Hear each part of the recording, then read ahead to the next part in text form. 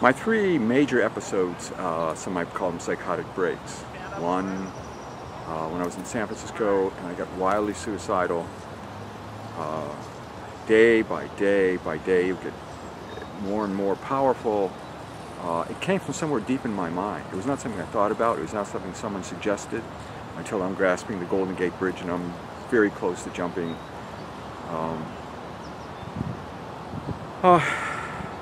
Ouch.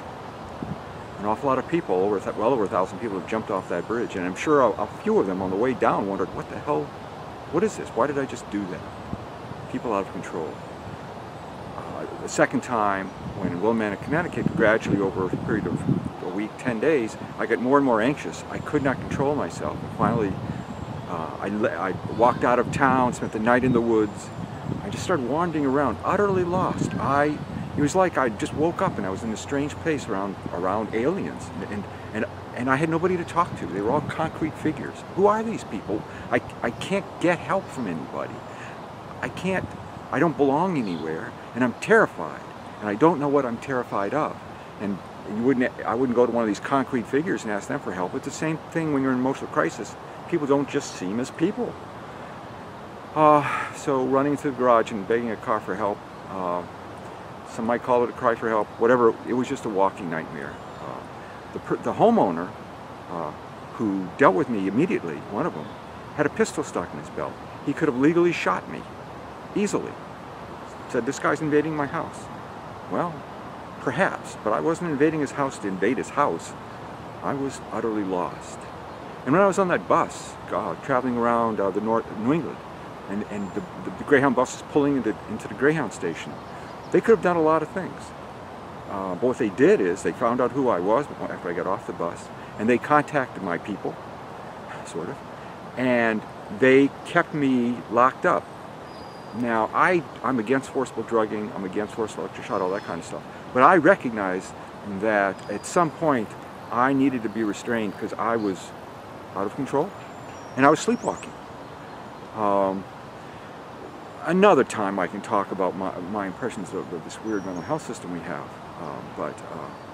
So the pain of it, think of your worst nightmare. That's what that person's going through that you're dealing with. It's a nightmare for them. Even if they're sort of controlled, inside they're in utter horror of what's going on in their lives. And so a low, quiet voice with positive suggestions, very few threats, really nice. And understand that talking logic sometimes to a person is something you have to do, but it may not be very reasonable because this person is seeing you as not part of their world, almost an unreal person. And for a lot of people in emotional crisis, and at one time this was with me, they're in their own fantasy world. And so if you don't fit into their movie, you're just not part of it. It just doesn't matter who you are and what you're talking about. And intervention, why? There's no safe place, there's nothing to do. They're in a state of war almost, and you've got to deal with them. And everybody has to come out of this at the other end feeling good. The crisis intervention person has to, and the person going through this. May we someday have real sanctuary in this country for people with mental emotional crisis. One thing I think really does need to be told to people who intervene is that often you're dealing with a person, and certainly when you're dealing with me, who's compulsed to do certain things, whether it be suicidal or to go somewhere and do something or behave in a certain way. Stuff that arises way deep in the brain, they may not know what's going on, and logic really doesn't work. And if you were in the middle of this, when I was in Willimantic, Connecticut, and I was slowly going mad, anyone from the outside would have seen that I was losing it. But from the inside, I was just involved in my own terrified world. It was as if someone I knew in a week or so was going to kill me. I mean, it was just sort of that gradual escalating terror. There was a sense of I needed to go somewhere and do something, but I didn't know what. And just overwhelming anxiety. Think being very anxious, like with a job interview, start multiplying it 10 times every day. And after a while, it's impossible to deal with. I was not doing drugs, although I think coming off the psych drug is a big deal and part of what might be called call my psychosis.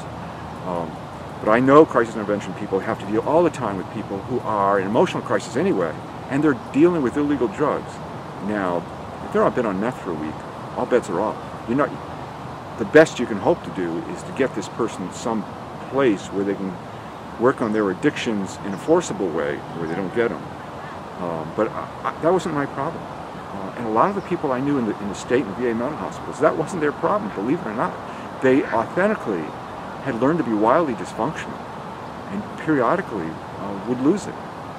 And if you get to them early, there's sort of a path through. But when I was living at the Mission, there are an awful lot of people who were there forever, or for a long period of time, who, I shouldn't talk about all the other people, I'll just talk about myself. But when I was in the VA hospital, I wrote a piece of, there was a board they let us write graffiti on, and I wrote, the recidivism rate in this place is 100%. Even the staff keeps on coming back. And I wrote it because I was so angry and so frightened by the fact that no one ever left that place for any time. And they always came back after emotional crisis, often brought back by the police. So something was wrong. Now, the system said, you people are crazy, so you should be taking your drugs, and if something goes wrong, you should be taking more drugs. And that obviously did not work. It did not work. It did not work. But I found that what does work is this cooperation between the person going through the crisis and the system to help them gradually get physically and emotionally healthy. And nothing more terrifying than being psychotic. Nothing. So if someone's going through this medical crisis and they're dealing with a police officer, the police officer, I think, at some level has to understand that this is not a criminal matter, but a civil matter that somehow has to be handled so that the person survives it okay. Now, I've been around a lot of people who have been in emotional crisis. My mother, for instance, became alcoholic, suicidal, several horrendous suicidal attempts when I was around, and then she finally committed suicide, as did her sister. I never saw crisis intervention work, other than temporarily, because of the incredible pain that woman had. I've known probably 10 people who have committed suicide. I'm not exaggerating. A guy across the hall from me in an apartment building I lived in 2 years ago committed suicide quite horrifically. It traumatizes everybody.